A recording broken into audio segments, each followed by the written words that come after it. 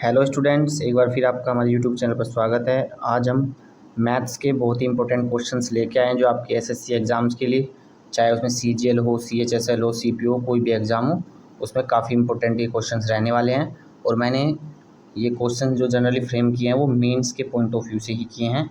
जो आपके CGL CHSL, आपका सीजीएल का एग्ज़ाम हो, सीएचएसएल का एग्ज़ाम हो, या फिर किसी भी एग्ज़ाम का अगर टीयर 2 या मेन जैसे एनटीपीसी सीबीटी 2, उन साइड में क्वेश्चन इंपॉर्टेंट रहने वाले हैं। हमारे पास मूलधन कितना है? 6000 है। इंटरेस्ट कितना हो जा रहा है? 1365 हो जा रहा है। ये इंटरेस्ट है, ये पी है। टाइम कितना है हमारे पास? 3.5 साल। रेट निकालना है तो रेट क्या हो जाएगा हमारा?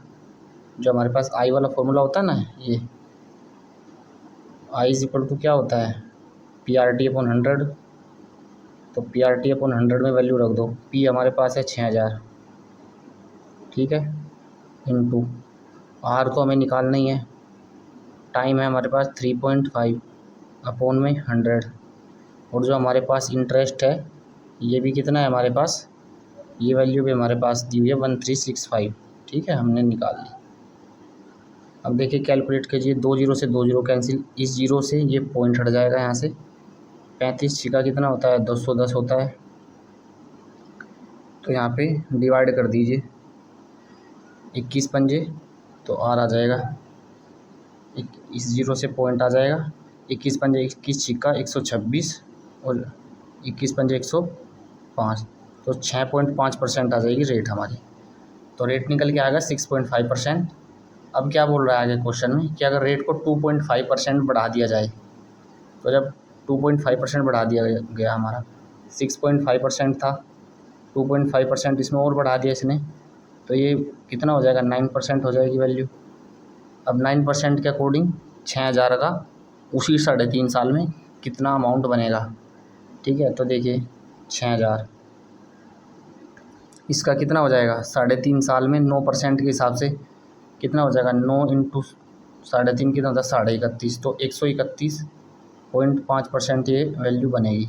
2 जीरो से 2 जीरो कट गई, 1 जीरो से पॉइंट हट जाएगा, इसकी में गुना कर दो। अच्छा 1300 छिका कितना होता है? 7800। 7800 से आंसर ज़्यादा ही आएगा, और 7800 से ज़्यादा तो एक ही ऑप्शन में आंसर दिया हुआ था, पूरा कैलकुलेट करने की ज़रूरत है नहीं।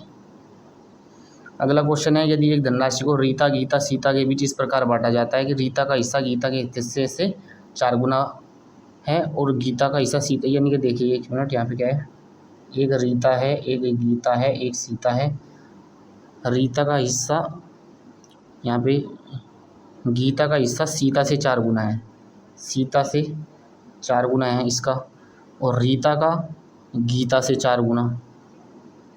देखना एक बार, सही किया ना हमने? रीता का हिस्सा गीता से 4 गुना, रीता का हिस्सा गीता से 4 गुना है, और गीता का सीता का, इसका सॉरी गलत हो गया, इसका 7 गुना है, गीता के हिस्से का 7 गुना, और फिर इसका 4 गुना है। तो ये हमारे पास रेशो हो गया। अब क्या बोल रहा है? तो अनुपात ही पूछा था, तो अनुपात तो आ ही गया। यदि ए के अंक बी के अंक से 60% कम है तो बी के अंक ए के अंक से कितने ज़्यादा है? 60% का मतलब होता है 3/5। तो एक वैल्यू यहाँ पे 5 है, तो यहाँ पे कितनी है? 3 कम यानी कि 2 है। इधर से देखें, 2 से 5 कितना ज़्यादा है? 3 ज़्यादा है, यानी कि 3/2 कितने परसेंट होता है? 150% हो जाता है। 12 सेंटीमीटर त्रिज्या वाले एक वृत्त का त्रिज्याखंड केंद्र पर 120 डिग्री का कोण अंतरित करता है। यहाँ पे देखिए मैं आपको बताता हूँ।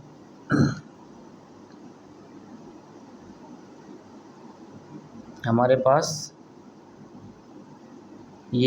एक सर्कल है, ये इसका मान लीजिए सेंटर है। देखिए ये एक रेडियस है और एक ये रेडियस है। तो यहाँ पे क्या बोल रहा है कि जो ये हमारे पास इसका चाप है, ये यहाँ पे 120 डिग्री का एंगल बना रहा है, ठीक है। अब बोल रहा है आगे, और रेडियस हमारी इसकी 12 है, कि दोनों टर्मिनस की जो रेडियस है ना, इसको फोल्ड किया गया और शंकु बना दिया गया। तो देखिए जब शंकु बनेगा ना, वो कैसा हो जाएगा मैं आपको बताता हूँ। कुछ इस तरह का हो जाएगा वो आपका शंकु। 1 सेकंड रुकिए।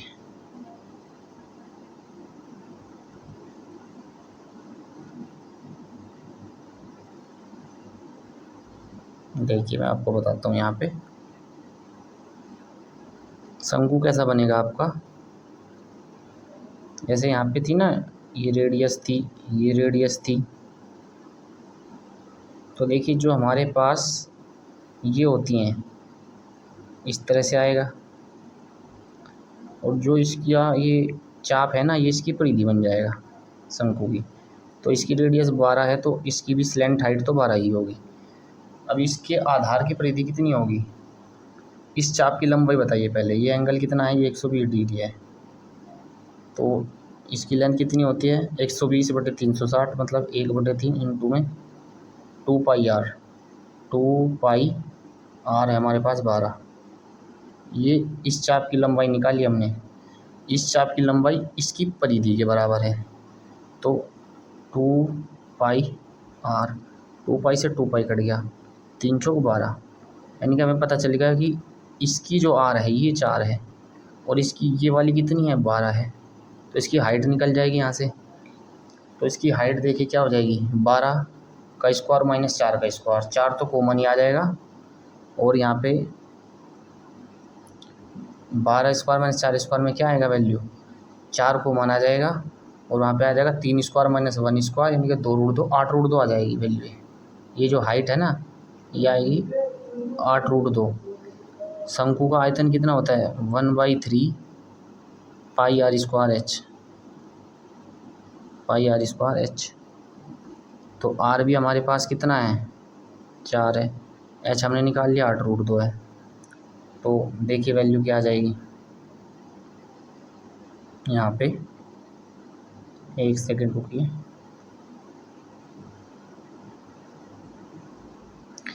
देखिए क्या आ जाएगी value, 1/3 into 22/7 into R square, 4 चौक 16 इंटू एच 8√2। जब इसको कैलकुलेट कीजिए, देखिए उसको इसको भी स्मार्टली कैलकुलेट करना है, ऐसे तो कुछ कट नहीं रहा है 3/7 से ऊपर। अब ओनली इतना देखिए, बाकी को भूल जाइए। इसको अगर आप देखो 16×128, क्योंकि मैं पता है ये 1 से तो ज़्यादा है, क्योंकि ऊपर 22 है नीचे 21 है, 1 से तो ज़्यादा ही है, तो इससे तो बड़ा ही आएगा। 128√2 लगभग 1.4 के आसपास होता है, 1.414। मैं इतना देख रहा हूँ, तो ये वैल्यू कितनी आएगी 128 और 0.4 का मतलब होता है 2/5, और इसका 2/5 करेंगे मतलब एक तरह से कहें 2/5 यानी कि 4/10, यानी कि इसका 4 गुना कर दो और 1 दशमलव लगा देंगे। 4 गुना अगर इसका करेंगे तो 12 चौक 48, 480 और 512 यानी कि 51.2, मतलब 50 से तो थोड़ा ऊपर है। तो अगर आप इसी को कैलकुलेट करें, ये वैल्यू कितनी आ रही है, ये वैल्यू लगभग 180 के आसपास आ रही है। उसमें कुछ ना कुछ ऐड ही होगा। ये तो तब माना है जब हमने इसको 21 मान लिया, मतलब काट दिया, जबकि 21 नहीं था, थोड़ा ज़्यादा ही था। तो वैल्यू जो है वो 180 से तो ऊपर ही आएगी, और 180 से ऊपर एक ही ऑप्शन है, तो 190 ही आएगा। ठीक है, अप्रोक्स बतानी थी। 14 पुरुष और 15 महिलाएं कार्य को 8 दिनों में पूरा कर सकते हैं। 4 पुरुष 6 महिला 25 दिन में। 35 दिन में समान कार्य का ये 3/1/2 है। इतने गुना कार्य करने के लिए 20 महिलाओं को कितने पुरुषों की आवश्यकता होगी। ये आसान एफिशिएंसी से हो जाएगा। देखिए यहाँ पे 14 मेल प्लस 15 फीमेल, इनकी जो एफिशिएंसी है ये कितने दिन में, 8 दिन में। तो 8 दिन में इन्होंने इतना काम किया, इज इक्वल टू 4 पुरुष ये 25 दिन में करेंगे, कौन 4 मेल प्लस 6 फीमेल। ठीक है, यहाँ पे देखिए मेल और फीमेल का रेशो 14/112, 25 चौका 100, यानी कि 12 मेल इज इक्वल टू 25 छः 150, 15/120 यानी कि 30 फीमेल। अब मेंस की तैयारी कर रहे हैं तो इतना कैलकुलेशन आपको डायरेक्ट आना ही चाहिए। तो यहाँ पे male upon male ratio female क्या आ जाएगा, 5 से कट जाएगा, 5 6 30, सॉरी 6 से कट जाएगा, 6 पंजे 30, और ये आ जाएगा 6 दूनी 12। ठीक है, ये ऐसे काट दिया मैंने, 6 पंजे 30, 6 दूनी 12। तो मेल और फीमेल का रेशो है 5:2 एफिशिएंसी का रेशो। यानी कि अगर एक दिन में एक मेल 5 यूनिट काम करता है तो फीमेल करते हैं 2 यूनिट काम। अब 35 दिनों में समान कार्य का 3 से 1/2 कार्य, तो ये है हमारा टोटल। इस साइड वाला मान लो, इस साइड वाला मान लो, ये देख लेते हैं। ठीक है, तो 35 दिनों में समान कार्य का 3 से 1/2 कार्य पूरा करने के लिए 20 महिलाओं को कितने पुरुषों की आवश्यकता होगी। अब देखिए आप, 35 दिनों में कार्य हमारे पास है ये, ठीक है, ये 25 4 मेल, या मैं इसको अब डायरेक्ट लिखता हूँ 4 मेल, 4 × 5 20, ठीक है, 6 दूनी 12, ठीक है, इतना टोटल हो गया कार्य। ये टोटल कार्य है। इस टोटल कार्य का 3 से 1/2 यानी कि इसका 7/2, इस कार्य का 7/2 जो कंप्लीट हो रहा है वो 35 दिन में कौन लोग कर रहे हैं, 20 महिलाएं। 20 महिलाएं मतलब 20 × 2 40 प्लस मेल की एफिशिएंसी 5 है और मान लीजिए एक्स मेल चाहिए। ये इक्वेशन बन गई, इसको सोल्व कर लो। देखिए 7 × 5 = 35, 5 से 5 आएगा, इस 5 से फिर यहाँ पे भी 8 और ये कट जाएगा, ठीक है, 32 से 16 कट जाएगा, यहाँ पे आ जाएगा। तो जो वैल्यू हमारे पास आई वो वैल्यू क्या आ जाएगी, एक सेकंड,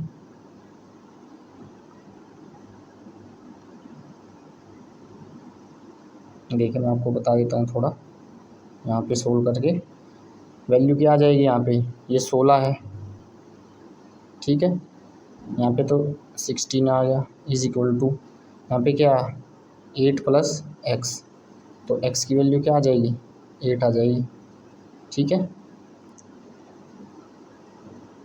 पहले ऑप्शन में था 8। तो 20 महिलाओं को 8 पुरुष चाहिए कंप्लीट कार्य को करने के लिए। एक आदमी कुछ पेंसिल 7 पेंसिल की दर से 8 रुपये में खरीदता है और 3 पेंसिल की दर से 7 रुपये में बेच देता है। कुल लाभ या हानि प्रतिशत बताना है।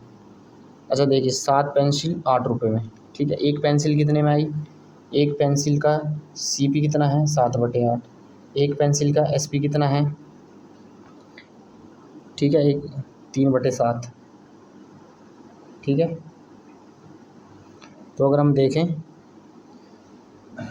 एक वैल्यू आएगी 24, एक वैल्यू आएगी 49, ठीक है।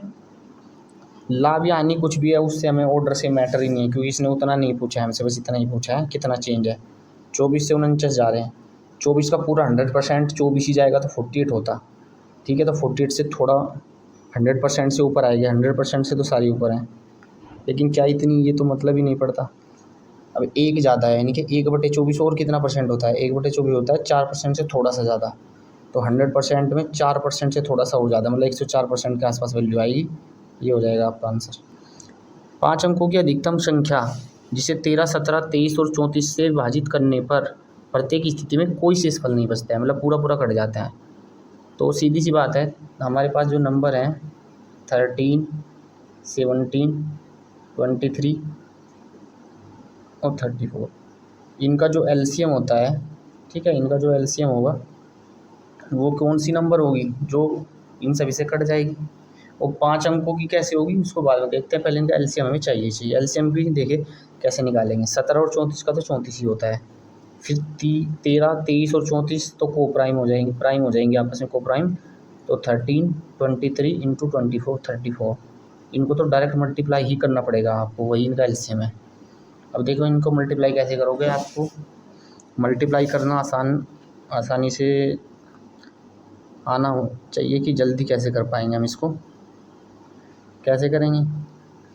लेकिन इन दोनों की कर लो, 4 × 12, 2 × 8, 8 और 9 17 और 1 18, 2 × 3 6 और 1 7। ये मैंने कैसे किया आपको मैंने बताया हुआ है, देख लेना कैलकुलेशन जल्दी कैसे करते हैं। देखिए दो संख्याओं की अगर मल्टीप्लाई करनी हो ना, दो नंबर्स का 23 और 34 कैसे करते हैं, इसकी इसमें करो, उसके बाद एक कैरी लग गई, इसकी इसमें 2 × 8 3 3 9 9 और 8 17 और 1 18, 3 दूनी 6 और 1 7, 782 आ जाता है। ठीक है, 13 मैंने इसलिए छोड़ा था क्योंकि 13 से तो हम डायरेक्ट ही कर सकते हैं, 13 का टेबल तो जनरली सबको आता है।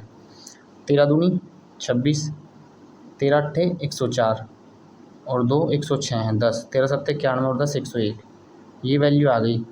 लेकिन 5 सबसे बड़ी नंबर 5 अंकों का क्या होता है, 1 2 3 4 और 5, 5 अंकों का सबसे बड़ा तो ये होता है। अब ये वैल्यू वहाँ तक पहुँचाने के लिए इससे 9 से मल्टीप्लाई करके देखो कितना आ रहा है। ठीक है, 9 छिक 54, 9 छिक 54 और 5 59, 9 एकम 9 और 5 14, 9 एकम 9, 91 494 सबसे बड़ी आएगी, 91 494, ये ऑप्शन आ जाएगा। ठीक है, असमान भुजाओं वाले चतुर्भुज ABCD में यदि विकर्ण AC और BD समकोण पर प्रतिच्छेद करते हैं तो कौन सा इसमें सही है। कोई भी एक मतलब हमारे पास चतुर्भुज है, अगर जो इसके डायगोनल हैं ये 90 डिग्री पे कट कर रहे हैं, तो देखिए क्या होता है। इसको अगर मैं O मान लूँ, वैसे याद ही रखना चाहिए सामने वाला जो होता है ना AB square plus CD square, सामने वाली भुजाओं के वर्गों का योग बराबर होता है। AB square plus CD square, AB square plus CD square is equal to हो जाएगा हमारे पास BC square plus AD square. ठीक है, तो AB plus CD BC plus D ये आ जाएगा आंसर। ये आया कैसे मैं वो बता देता हूँ देखो आपको। ठीक है, लेकिन आपको डायरेक्ट इसको याद रखेंगे तो आपके लिए एग्ज़ाम के लिए ये काफ़ी बेहतर रहेगा। देखिए मैं बताता हूँ, यहाँ पे O है, आप एक बार बताइए OA स्क्वायर, ठीक है, प्लस OB स्क्वायर किसके इक्वल आएगा, OA प्लस OB किसके इक्वल आएगा, AB के। ठीक है, अब ऐसे इस वाले में देख लो OA plus OD, OA plus OD square ये किसके बराबर आएगा, OA प्लस OD AD के बराबर आएगा। तो ऐसे ही इसमें OC प्लस OD ये CD। ठीक है, इस वाले में देख लो इसमें क्या आएगा, OB प्लस OC ये किसके बराबर आएगा, BC के बराबर आएगा।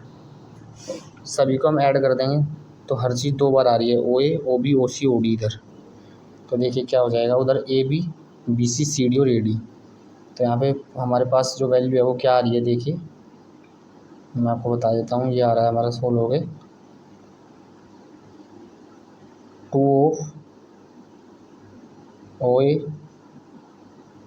Plus OB plus OC plus CD is equal to AB plus BC plus CD plus DA। ठीक है, अब एक बार बताइए आप, यहाँ पे इधर तो ये वैल्यू आ ही गई, ये है हमारे पास देखिए OA प्लस OB ये क्या है, AB है, OC plus CD, OC plus sorry O है यहाँ पे, OC प्लस OD ये कितना हो जाएगा, CD, इसका ट्वाइस है तो AB प्लस CD एक कट जाएगा इधर का, तो क्या आ जाएगा BC प्लस AD। ठीक है, मतलब यही आ जाएगा। ठीक है, अब देख लेना, याद ही रखिए उसको डायरेक्ट। tan A की वैल्यू दी हुई है 1 minus cos B upon sine B, तो tan 2A। देखिए ऐसे करेंगे तो लंबा जा सकता है, अब इसमें हिट एंड ट्रायल लगाओ, मतलब वैल्यू पुट कर लो। देखिए यहाँ पे जो वैल्यू दी हुई है ना tan A वो है हमारे पास 1 माइनस कोस अपॉन साइन, मैं ऐसे ही लिख रहा हूँ शॉर्ट में, या फिर चलिए आप कंफ्यूज हो सकते हैं, मैं इसको पूरा ही लिख देता हूँ।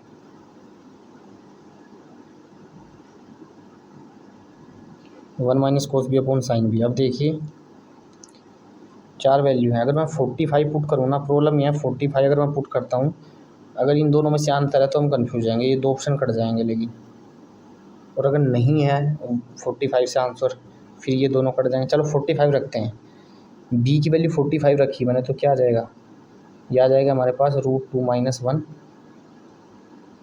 ठीक है, यही आएगा 1 - 1/√2 सोल्व कर लेंगे, कट जाएगा। तो tan2a क्या होता है, tan2a होता है हमारे पास 2 tan a/(1 - tan²a)। तो 2 × √2 - 1 में क्या आ जाएगा, 1 - tan², यानी कि √2 - 1 का होल स्क्वायर, और √2 - 1 का होल स्क्वायर होता है 3 - 2√2। तो नीचे आ जाएगा हमारे पास 2 √2 - 1 में -2 प्लस, यानी कि 2 कॉमन लेंगे तो √2 - 1, यानी कि कट जा रहा है तो 1 आ रहा है आंसर। तो अब एक बार बताइए, यहाँ पे 1 आ रहा है हमारा आंसर 45 रखने पे। अब वही इशू हो गया, इसका मतलब ये होगा कि ये आंसर नहीं है, क्योंकि 45 रखने पे इसका ही मान 1 होता है, इसका ही वन होता है, एक वैल्यू और पुट करनी पड़ेगी। अब एक बार बताओ, अगर मैं यहाँ पे 90 पुट कर दूँ बी की वैल्यू, तो tan a क्या आ जाएगा, tan a आ जाएगा 1। यहाँ पे अगर बी की वैल्यू में 90 पुट करूँ तो 1/1 tan a 1, तो ये आ जाएगा 45। तो tan 90, तो tan 90 तो अनडिफाइंड होता है, तो अनडिफाइंड कौन देगा वैल्यू, यहाँ पे 90 पे tan देता है, तो ये आंसर हो जाएगा। विभिन्न मदों पर ये परिवार का खर्च दिखाया गया है 252,000, यहाँ पे उसका टोटल है। यहाँ पे बताना है विविध पर किया गया खर्च, जो ये मिससेलेनियस वाला है, बच्चों की शिक्षा पर, इससे कितना ज़्यादा है, 75 और 70 का डिफरेंस कितना है, 5 का डिफरेंस है। 5/360 इंटू में कितना आ जाएगा, 252,000। ठीक है, 0 से 1 0 कट जाएगी। 36 से डायरेक्ट कट रहा है, हाँ 7 टाइम्स तो जा रहा है, 7 × 35, 3500 आ जाएगा डिफरेंस। x + y 7 है, xy 10 है, 1/x³ + 1/y³ बताना है। अच्छा है, ये देखिए आपको यहाँ पे क्लियरली इसमें दिखाई दे रहा है कि x और जो y की वैल्यूज़ है ना, वो 2 और 5 है। ठीक है, वरना इक्वेशन बना के सोल्व करना पड़ेगा। आप इसको ऐसे ही ट्राई कीजिए, अगर ऐसे नहीं निकलता तो हम फिर उसी तरीके से करते। इशू इसमें दूसरा है, एज्यूम तो वैल्यू हो जाएंगी यहाँ पे 1/x³ + 1/y³, क्या आ जाएगा, x³ + y³ का होल क्यूब। नीचे तो क्या आ जाएगा, 2 5 जा 10, 10 का क्यूब मतलब 1000 आ जाएगी वैल्यू। ऊपर x³ + y³, x³ 2 दूनी 4 दूनी 8, 5 × 5 = 25, 125, 133 और 3 छोड़ के दशमलव, तो ये आ जाएगी वैल्यू। एक वर्ष के अंत में देय निश्चित राशि के लिए पुस्तक की 8 प्रतियाँ खरीदी जा सकती हैं और 9 प्रतियाँ जो तैयार माल है, मतलब एक तरह से CP हमारे पास किस चीज़ के लिए 8 है, 9 उसके लिए SP है, तो सीधी सी बात है 8 पर 1 का प्रॉफिट हो रहा है 1/8। 1/8 कितना होता है, 12.5 होता है। एक कार्य को पूरा करने में A को B और C द्वारा साथ किए गए समय का आधा समय लगता है। A को कितना टाइम लगता है, B का आधा। तो A और एक सेकेंड रुकिए, A और B + C, इनकी जो एफिशिएंसी है वो अपोजिट होती है टाइम पे। A को टाइम आधा लग रहा है, तो इसका मतलब एफिशिएंसी उसकी 2 है, इसकी 1 हो जाएगी। एक कार्य को पूरा करने में A और C द्वारा लिए गए समय से B को 3 गुना समय लगता है। अब देखिए B को 3 गुना समय लग रहा है, A + C, यहाँ पे A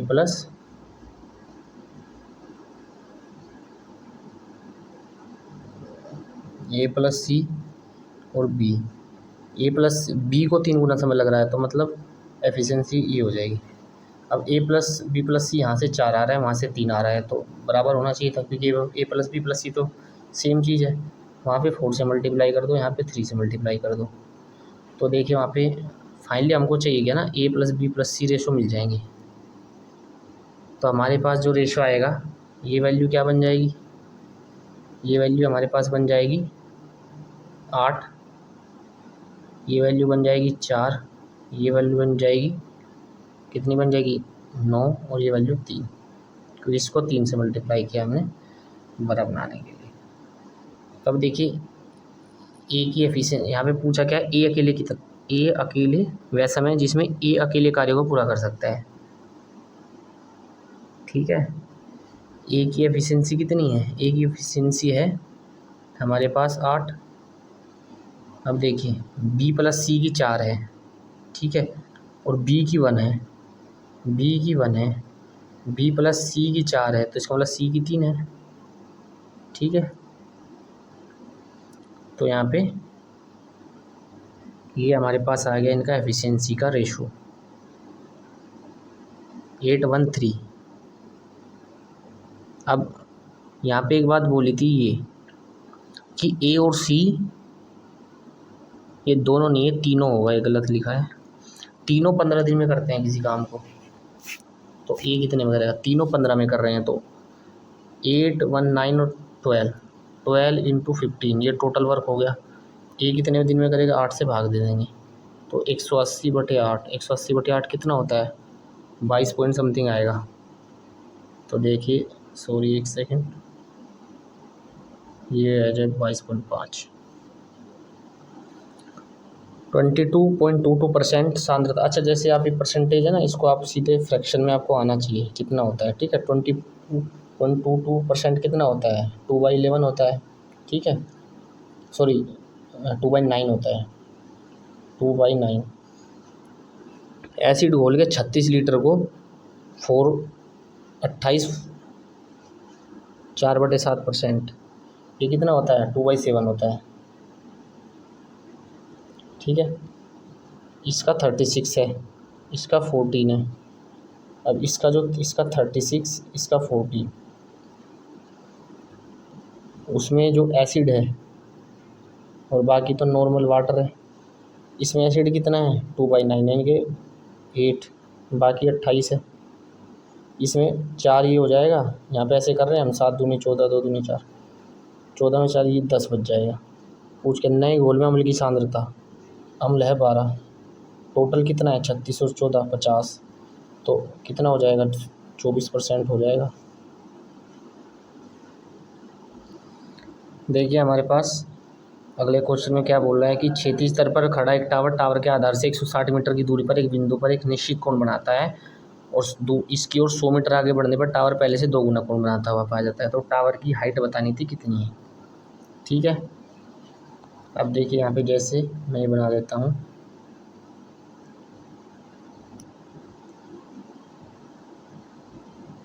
यहाँ पे वैल्यू पहले 160 है ये,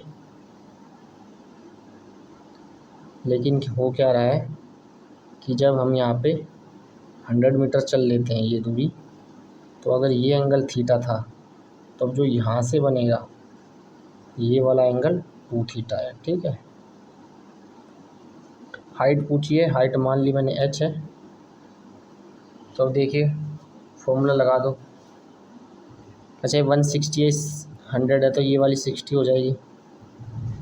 अब देखिए tan थीटा की वैल्यू कितनी आएगी, यहाँ से tan थीटा की वैल्यू आ जाएगी हमारे पास टोटल h/160, ये tan थीटा की वैल्यू हम कहाँ पे पुट कर देंगे, tan 2 थीटा में, क्योंकि tan 2 थीटा जो वैल्यू आ रही ना हमारी, वो कितनी आ रही है, tan 2 थीटा आ रही है h/60, क्योंकि tan 2 थीटा क्या होता है, tan 2 थीटा होता है 2tan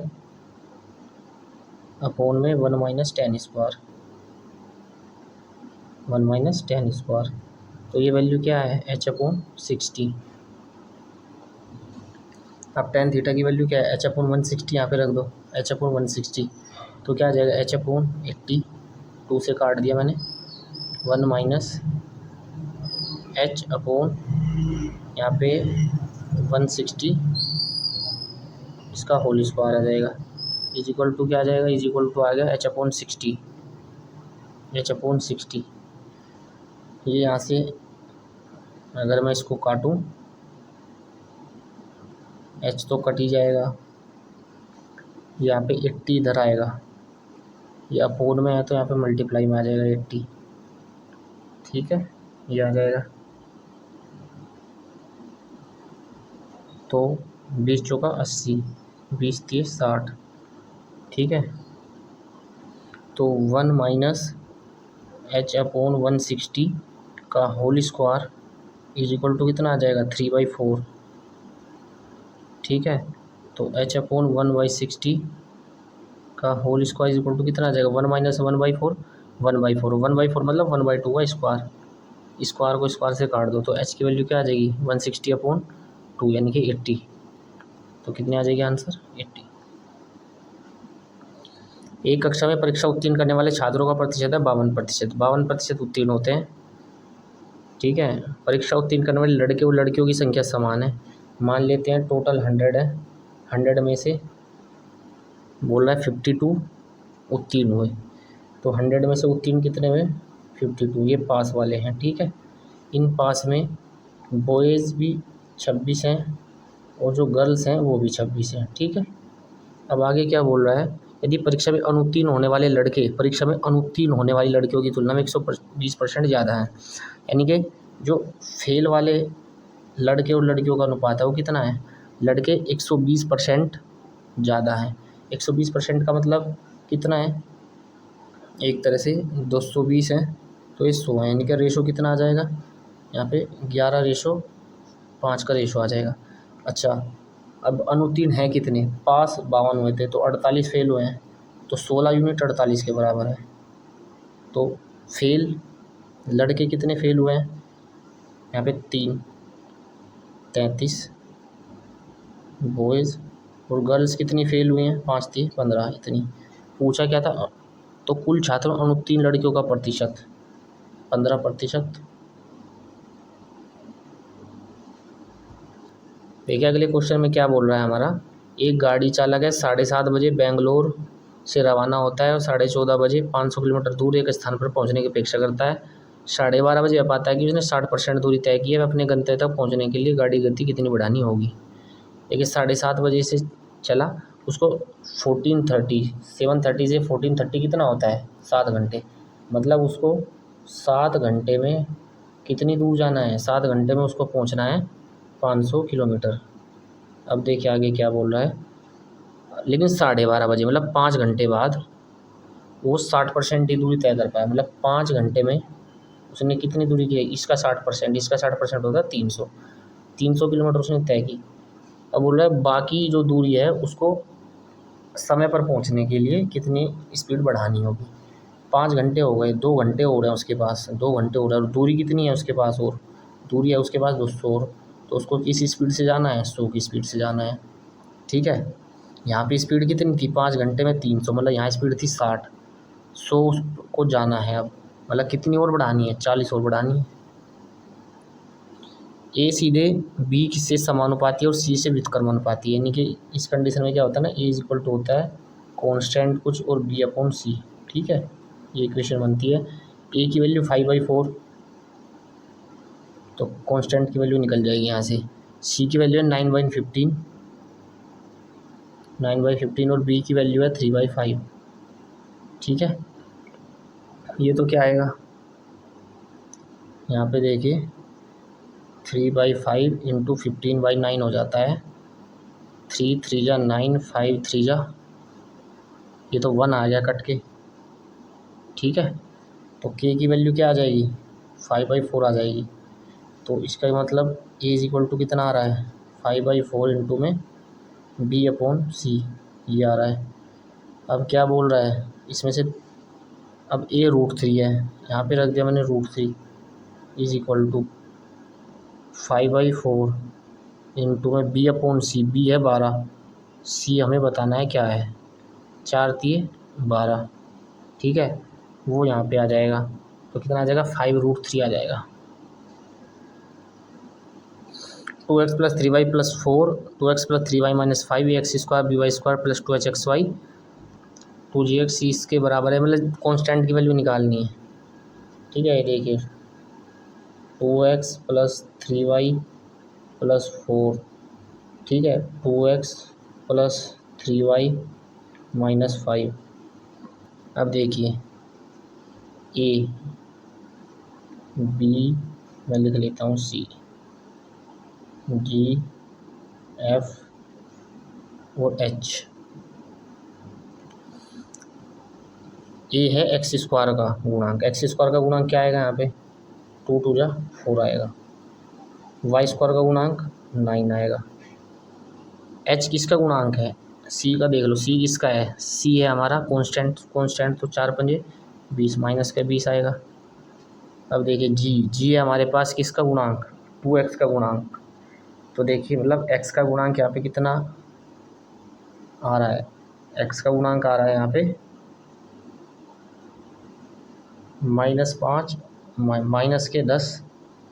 -10 और +8, -2, उसका आधा कर देंगे, -1। f आ जाएगा y का गुणांक, y -5 +3 -15 और -15 +12 -3, 2 से भाग दे देंगे, 2 से भाग दे देंगे क्योंकि 2f होता है यहाँ पे। और h है xy कहाँ से आएगा? 2 3 6, 3 दूनी 6, 6 6 12 का आधा 6। ये सब वैल्यू से आप पुट कर लेना तो आंसर आराम से आ जाएगा आपका। ए बी केंद्र ओ वाले एक वृत्त का व्यास है, ठीक है।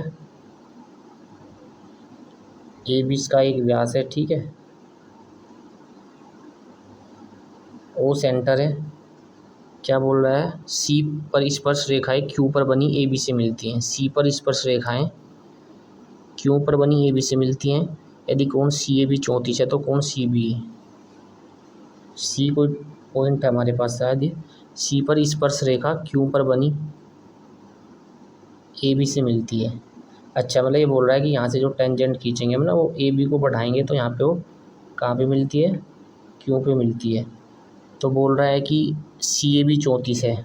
सी ए बी, जो ये वाला एंगल है ना, ये सी ए बी, ये आपका है 34, ठीक है, 34 है। सी बी ए पूछा है, कौन सा एंगल पूछा है? सी बी ए, सी बी ए, ये वाला एंगल पूछा है इसने। अब देखिए यहाँ पे क्या हो जाएगा, सी ए बी और सी बी ए पूछा है, 34 है, ये 90 हो जाएगा अर्धवृत्त में बना को, तो ये तो सीधे निकल गया। 90 में से 34 गया, कितना आ जाएगा? 56।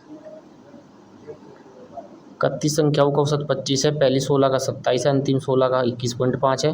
16वीं संख्या को हटा दिया जाए तो शेष संख्याओं का औसत कितना होगा? डेविएशन से कर दो। 31 संख्याओं का एवरेज कितना आ रहा है? 25 आ रहा है, ठीक है। पहली 16 संख्याओं का कितना आ रहा है? पहली 16 संख्याओं का 27 आ रहा है और अंतिम 16 का कितना आ रहा है? अंतिम 16 संख्याओं का आ रहा है हमारे पास 21.5।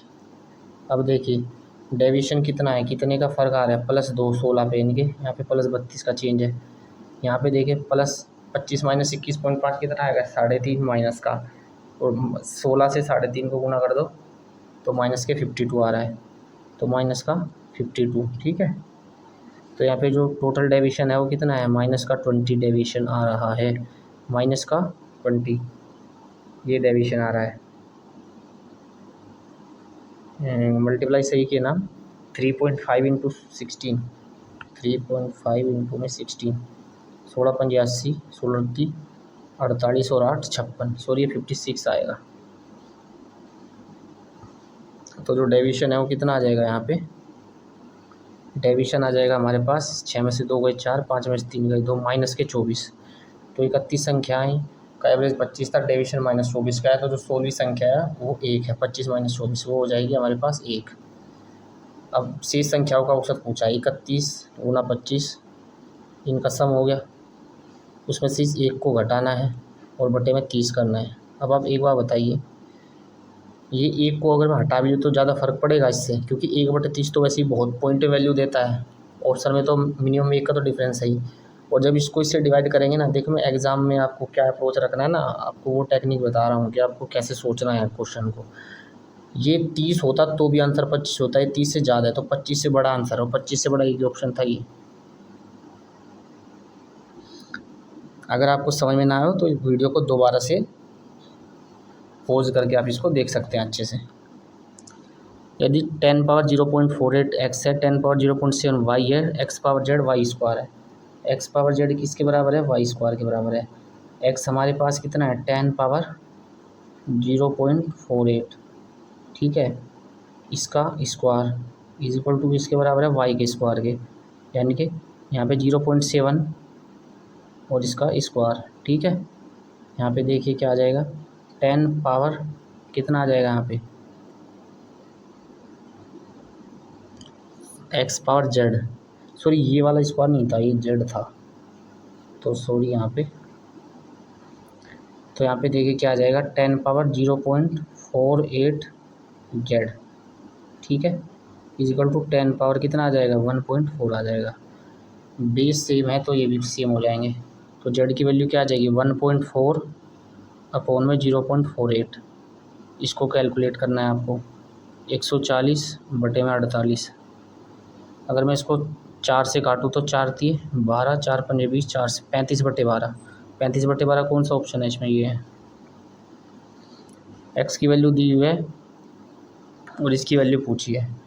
X is equal to √5 plus के 2। तो यहाँ पे क्या कर देंगे हम, x-2 इधर लाएंगे और उसका क्यूब कर देंगे, जिससे कि इधर 5 आ जाए। x³ -8 -6x, x-2 यानी कि 6x² प्लस के 12x इज इक्वल टू, यहाँ पे कितना आ जाएगा? ये तो 5 ही रहेगा। तो देखिए x³ हमें पूछा किसकी वैल्यू, -6x² प्लस 12x, ये किसके बराबर है हमारा? 8 में से 5, 8 और 5 13 के बराबर है। हमें इसमें से आंसर में -12 और किया हुआ है यहाँ पे, तो यहाँ पे -12 कर देंगे तो 1 आ जाएगा आंसर। अगला क्वेश्चन है, संयोग के खेल में तीर घूमता है और रुक जाता है और 1 2 3 4 5 6 7 8 में से किसी एक संख्या की ओर इशारा करता है। संभावित परिणाम प्रायिकता बताने की विषम संख्या की ओर। विषम संख्या टोटल कितनी संख्याएं हैं? 3 और 3 6 और 2 8, 8 संख्याएं हैं। विषम इसमें कौन कौन सी हैं? विषम है 1 2 3 4, 4 विषम है। तो प्रायिकता कितनी हो जाएगी? 1/2 हो जाएगी, 0.5। ए बी सी एक कार्य को 18 9 27 दिन में पूरा कर सकते हैं। यदि ए काम शुरू करता है और बी और सी दोनों हर 2 दिन के बाद उसके साथ जुड़ते हैं, तो ज्ञात कीजिए कार्य कितने दिन में होगा। अच्छा देखिए, ए कितने दिन में कर रहा है? ए कर रहा है 18 में, बी कितने दिन में कर रहा है? बी कर रहा है 9 में, और सी कितने में कर रहा है? 27 में। टोटल वर्क कितना मान लो इनका जो एलसीएम है, एलसीएम इनका कितना आ रहा है? 18 और 9 का तो 18 होता है, 54 आ रहा है। 18 3 54, 9 6 54, 27 दूनी 54, ये एफिशिएंसी हो गई। अब ए काम शुरू करता है दोनों हर 2 दिन के बाद, मतलब 2 दिन तक केवल ए करेगा और फिर तीनों करेंगे मिलके, ठीक है। अब 2 दिन तक ए ने कितना किया? 6 किया, 2 दिन तक 6 किया। तीसरे दिन तीनों ने कितना किया? 6 3 9 2 11, मतलब 3 दिन में 18 यूनिट हो रहा है। 3 दिन में कितना हो रहा है? 18 यूनिट, ठीक है। 3 दिन में 18 हो रहा है, तो यहाँ पे 18 9 27, 9 6 54, 27 दूनी 54। बी और सी दोनों हर 2 दिन के बाद उसके साथ जुड़ते हैं। हाँ मतलब पहले तो वही करेगा 3 6 3 9 2 11। अच्छा, बी और सी दोनों हर 2 दिन के बाद, हाँ तो ठीक है, 2 दिन में वो 6 कर देगा। फिर तीसरे दिन 6 3 9 2 11 हो जाएगा। तो 3 दिन में 2 दिन और फिर 3 दिन में 18 यूनिट, और सॉरी 11 और 6 तो 17 होते हैं ना, ये गड़बड़ हो गया, 17 हो रहा है। 54 यूनिट, तो 54 को 17 से अगर मैं डिवाइड करूँ, 17 3 51, तो 3 तो यहाँ पे आ गए, और 3 का मतलब 9 दिन हो गए, ठीक है, 9 दिन। और यहाँ पे 51 घटा दिया तो 3 यूनिट और बच गया, 3 फिर ये अकेला कर देगा एक दिन में वो, तो 10 दिन आ जाएंगे। 75 और x का मध्यानुपाती 75x, मध्यानुपाती रूट लगा देंगे। 15 और 26 के मध्यानुपाती का 5 गुना है, 5 गुना है 15 और 26 के मध्यानुपाती का, ये तो बहुत आसानी, स्क्वायर कर दो। 75x इज इक्वल टू 25 गुणा 15 गुणा 26, 25 दिए 3 पंजे 15, 26 पंजे 130। एक दुकानदार प्रत्येक वस्तु पर 11.11% की छूट देने के बाद, 11.11% कितना होता है? 1/9, 1/9 की छूट देता है उसके बाद वह इतने परसेंट का लाभ कमाता है, यानी कि 1/3 का।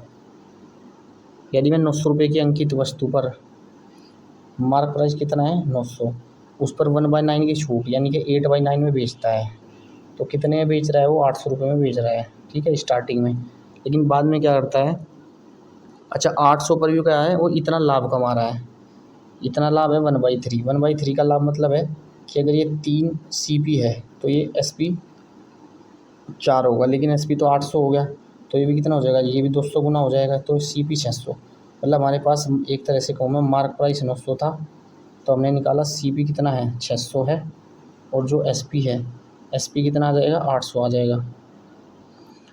अब बोल रहा है कि यदि मैं 900 रुपये की अंकित वस्तु पर इसके स्थान पर 10% की छूट देता, 10% की छूट मतलब 8/9 में बेच, सॉरी 10% छूट मतलब 1/10 यानी कि 9/10 में बेचता।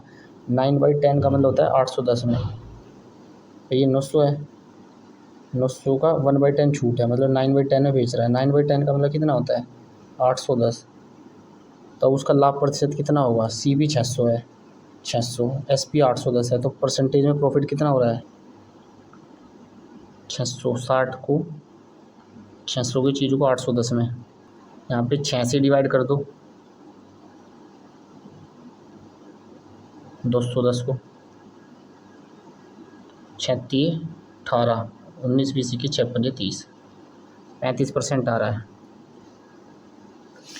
यदि 10³ 1/√11 तो ये बताना है value. Cosec square q minus sec square q upon में cosec square q plus sec square q. Cosec को लिख लीजिए क्या, 1 + कोट स्क्वायर 1 + टेन स्क्वायर, 1 से 1 कट जाएगा, यानी कि coat square minus ten square upon में कोट स्क्वायर प्लस की ten square. Coat square Q कितना हो जाएगा 11 माइनस 1/11, नीचे यही चीज़ ऐड हो जाएंगी, तो ऊपर आ जाएगा 120 और नीचे क्या आ जाएगा 122, ठीक है। काट दीजिए इसको, किससे कटेगा 4 से तो नहीं कटेगा, सॉरी नीचे तो 1 नहीं कटेगा ना, नीचे तो 2 भी ऐड होगा, तो यहाँ पे सॉरी 1 सेकंड रुकिए, 2 + 11 11 121 और 122 + 22 144 आएगा फिर तो। यहाँ पे 12 से काट दो, 12 दाई 12 12 144, 2 पंजे 10, 2 चिक 12, 5/6 आ जाएगा।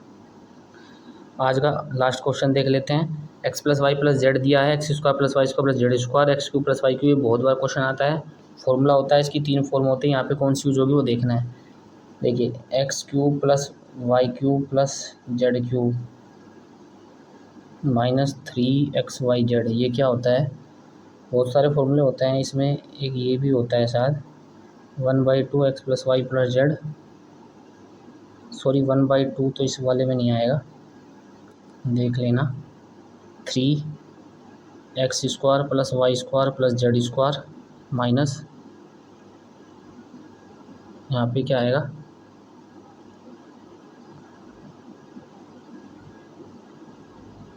3x² + y² + z² minus x + y + z का होल स्क्वायर। अगर इस तरह से हम करेंगे ना तो ये वैल्यू 1/2 भी आता है, सॉरी यहाँ पे सही किया था वो, ठीक है। अब देखिए यहाँ पे 1/2 × x + y + z किसके बराबर है, 3 के बराबर है। x² + 45 45 थी कितना होता है 135 होता है, माइनस x + y + z 3 थी 9 ये होता है। ये भी यहाँ पे x y z की वैल्यू पूछिए, अभी 135 में से 9 गए, कितना बच गया 135 में से 9 गए 126, ठीक है। 126 का आधा कितना होता है 63, 126 हाँ 63, और 63 थी कितना होता है 3 3 9 3 6 18 189। इसकी वैल्यू कितनी हो जाएगी, इसकी वैल्यू दी हुई है हमें 69, अब 69 वहाँ पे है यहाँ पे 189, 69 माइनस 189 कितना हो जाएगा 120 माइनस, और 3 से भाग दे देंगे क्योंकि हमें एक्स वाई जेड चाहिए, तो माइनस के 40 फॉर्मूला है बस ये। तो ये थे आज के क्वेश्चंस जो हमने डिस्कस किए। चलिए मिलते हैं एक नई वीडियो में, तब तक के लिए नमस्कार, जय हिंद।